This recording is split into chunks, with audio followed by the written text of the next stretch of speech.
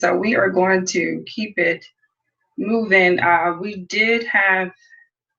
We have at least one other person that is a member of the Ways and Means Committee. So we're going to go ahead. So good evening. It's now 5:31. I am Ty Atkins, your council representative for the 4th District and also the chairwoman of the Ways and Means Committee, calling the committee meeting to order on January 26th. Tonight, we have one ordinance for review, which is CPO 2021-01, an ordinance establishing a new fund, 876, and budget for the City of Gary Fire Department. Before we do the overview, I would like to introduce those council members who are also joining us tonight.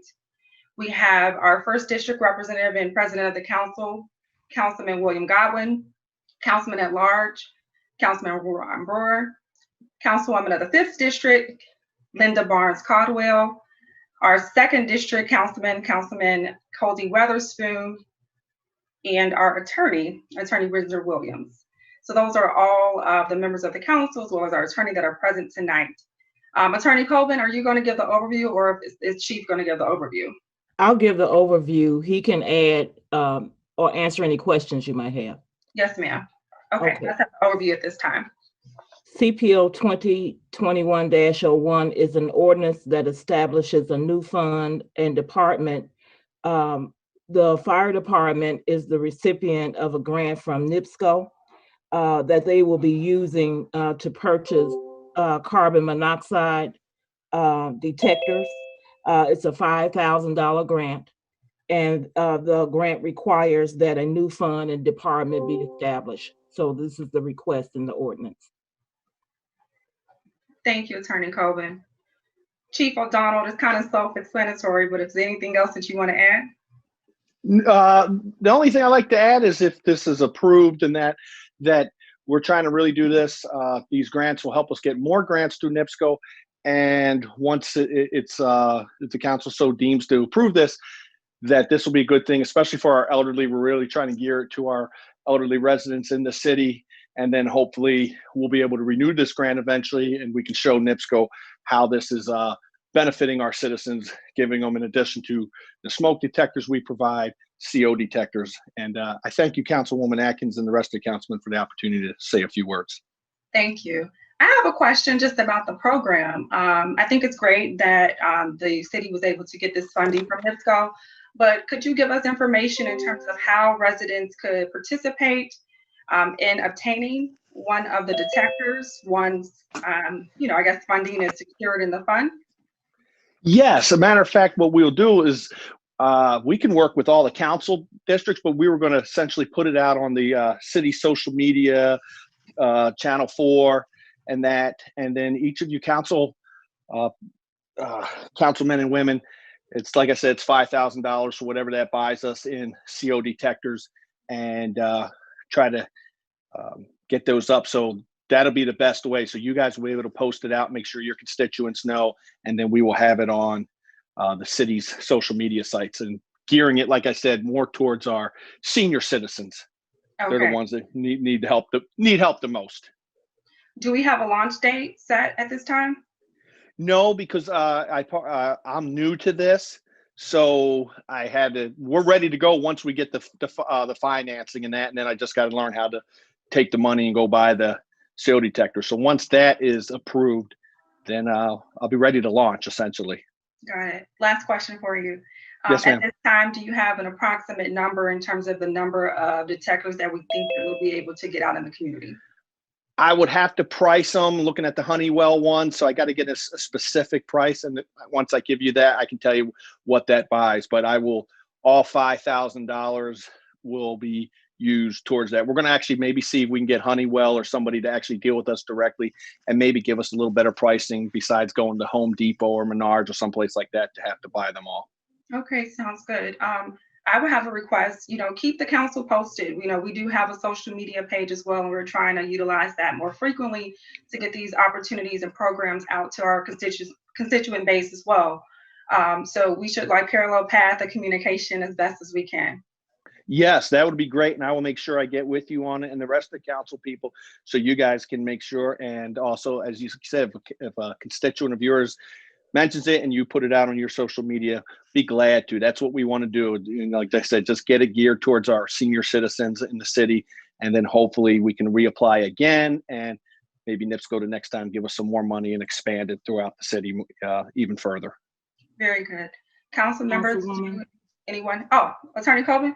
I'll just say this, I do know that some of the lower priced units can cost as little as, say, $30. I'm sure that's lower than what the chief is expecting to utilize, but just with that amount, we probably be able to get about 150. So I probably estimate about 100 units will be what we will be able to buy with this money, maybe at $50 or something like that.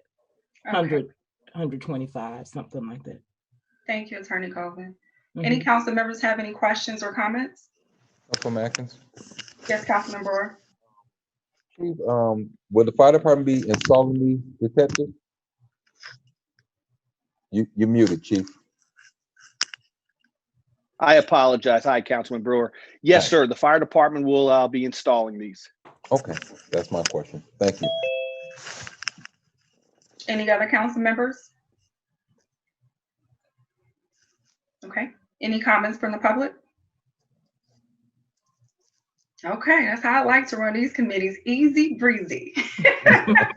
Councilwoman, can I add one more thing in for your committee and for all the councilmen? Just so you know, we also do install smoke detectors presently right now, totally separate from this grant. So if you guys want to put that out on your social media, that's for any resident in the city. They call, schedule appointments, and we will be glad to come by and install smoke detectors for the residents. That's something that we been doing for years, but COVID kind of slowed it down, and I've got it back reinstituted right now. We're doing it pretty much on the weekends. One of my investigators or inspectors comes out on Saturday and Sundays based on appointments. And if a citizen calls, we will install smoke detectors. Let me confirm, Chief, you will provide the device and install, correct? Yes, ma'am. Okay. Very good. Do you have a flyer or something like that can be put together? No, we never put a flyer together. Most of the time the citizens know we just put it up on social media, so you can put it out there. The citizens can call. And What number? 881-5220. Thank you. You're welcome. That's for smoke detectors, sir. All right. And Councilwoman Atkins, before we leave, Chief, if you could just walk the public through, and probably some council member also, and just tell the public exactly what is carbon monoxide. Oh, that would be good. Yes. Carbon monoxide is a colorless, excuse me, I get a little opponent council thing, colorless, odorless, and tasteless. And your furnace will emit it a lot if it's not serviced properly. Your stove, if you know, lots of times, especially in this type of weather around the holidays, if your stove is not operating properly, it'll emit it. And what it does, essentially, you won't know. Possibly if you start getting a headache or things like that, that's really like one of the only symptoms people can tell. And what we do is we will come to the people, call 911, the citizen, and we will come to the house, and we have a detector, and we look around, and normally, like I said, it's a faulty gas line in their stove, or the stove is old.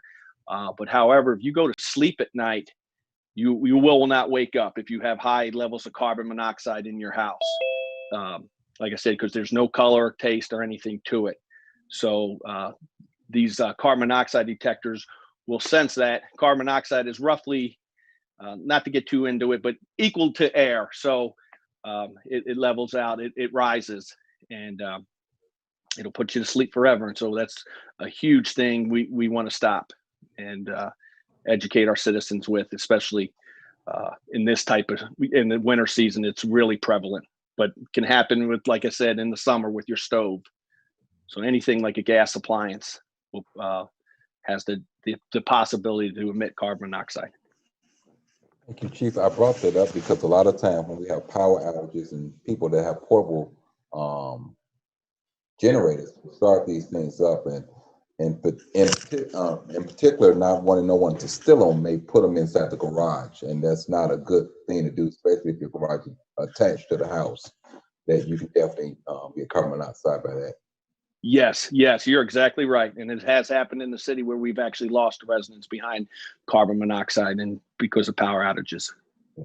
Thank So you, Chief. that you're welcome. And that number, that 881-5220 for all the citizens that are listening, or for you, council, to put out on your social media sites, please, we're more than willing to come by at any time to assist a citizen with installing carbon monoxide, installing smoke detectors, because we do that so we know that it's been put up properly, first of all, and especially just to give them a little bit of awareness training so they know not to stick a closed generator in their garage or whatever the case may be. So don't ever hesitate for anybody to call that number. That's what we're here to do.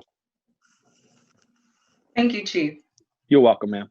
All right, so for the record, I just want to acknowledge that Councilwoman Mary Brown, Council Representative of the 3rd District, has joined us, as well as Council Member at Large, Councilman Lay. So we have already went through the request. If any council members had any questions, I would like to ask them to, if they had any questions or concerns related to this. If not, I will adjourn the meeting. This particular ordinance will be reviewed at the next public meeting, which will take place on February the 2nd at 6 p.m. via Zoom, which is a Tuesday. Thank you. Thank you. Thank you.